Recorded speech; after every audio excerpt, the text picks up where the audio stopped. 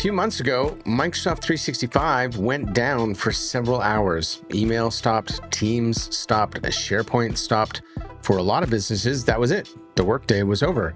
And when I ask small business owners what they did during that outage, most of them say the same thing. They waited. That's not really a plan. The average small business today runs almost entirely on SaaS. SaaS stands for Software as a Service. It means you don't install the software on your own computer, you pay a monthly fee, and it lives on someone else's data center. Microsoft 365, Google Workspace, QuickBooks Online, Xero, Slack, Zoom, Salesforce, I could go on for weeks. If you list every tool your business depends on, you will probably land somewhere between 10 and 20 of them. All of them are owned by someone else. All of them can go down. There is a number you'll hear everywhere in the SaaS world, 99.9%. 99.9% uptime. That sounds solid, but 99.9% uptime still means 8 hours and 45 minutes of downtime per year per service. That's the promise, not the reality either. In 2024, a faulty CrowdStrike update took millions of Windows machines offline in a single morning. Xero had an outage that locked accountants out of client books during tax season. They're not rare events, they're expected events on a timeline you don't control. Most small businesses have a plan for when the internet goes down. Almost nobody has a plan for when the software goes down, and the software is where the work actually lives now.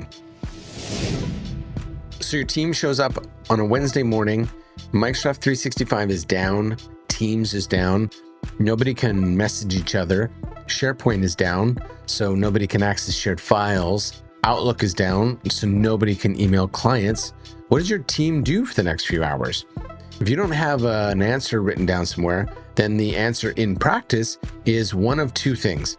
They sit on their phones and wait, or they start making their own judgment calls, and neither of those is great.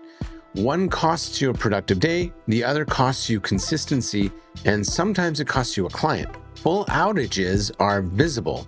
Partial outages are worse when some features stop working, some emails stop arriving, some files save, but they don't sync. Those can run for hours before anyone notices, and by the time you figure out something is wrong, you may have already missed something important. If your business is in accounting, legal, or healthcare, a SaaS outage has a compliance implication as well. The vendor doesn't absorb that for you. Missing a filing deadline or failing to document a client interaction because your software was down is not automatically excused under PIPEDA or provincial professional standards. Your obligation stays with you. The vendor going down does not transfer it. And hey, if you're finding this information useful, go ahead, take a second and hit that subscribe button. The good news, this does not have to be a 40-page business continuity document. For most small businesses, a single printed page that lives somewhere offline is enough. And here's what should be on it. 1, start with your tool inventory. Most business owners, if you ask them to list every SaaS tool the company depends on, can't do it from memory. I know I couldn't. Make the list. Include the tool name, what it does, who owns the login, and how many staff depend on it.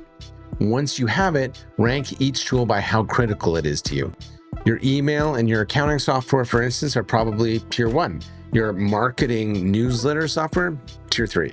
Most businesses find this exercise shows 2 or 3 tools they completely forgot they were paying for, and that is just a little side benefit for you. You're welcome. Number 2, know what vendors actually promise.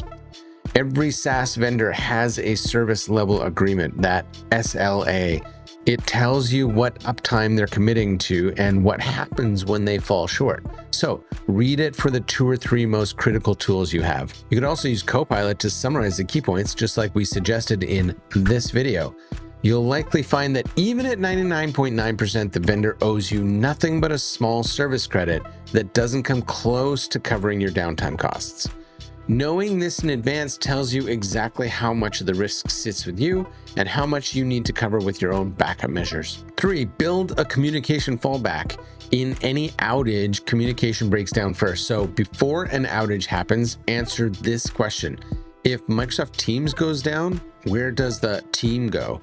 A WhatsApp group works, an SMS chain works, something should work, and everyone should know what it is. Same for client communication. If your email is down, who calls clients on time-sensitive issues? And from what number and with what message?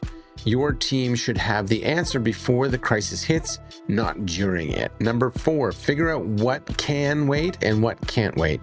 Put together a short list of the 2 or 3 things that absolutely cannot slip in any given workday. Assign an owner for each one. Everything else gets parked until the systems come back. This sounds obvious. It almost never gets done before it's needed though. Number 5, check your actual backups. This is the gap that I see most often. A lot of people assume that because their data lives in Microsoft 365 or Google Workspace, it is backed up.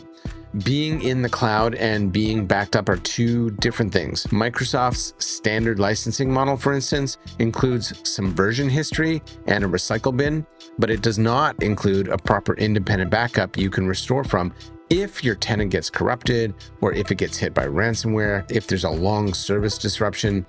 At the time I'm recording this, there are solid third-party backup tools built specifically for Microsoft 365. Datto, Veeam, and Acronis are 3 that come up regularly. If you're not sure whether your data is truly backed up, that's the first call to check. And number 6, test the plan. Once a year, do a tabletop walkthrough with your team. Pick a scenario. It's Tuesday at 10 a.m. and Microsoft 365 is down until 2 p.m. Walk through what each person does. You will find gaps. The gaps are much easier to close on a quiet Tuesday than in the middle of a real outage with a client waiting on the other end of the phone. Most businesses will not do this until after the first outage. They will lose a day, scramble to explain it to a client, and then spend the morning building a plan they should have had already. You are better than that. The scenario is predictable. The plan is not complicated. The only variable is whether you sort it out before or after it happens. In this ever-changing IT landscape, be adaptive. We'll see you next time.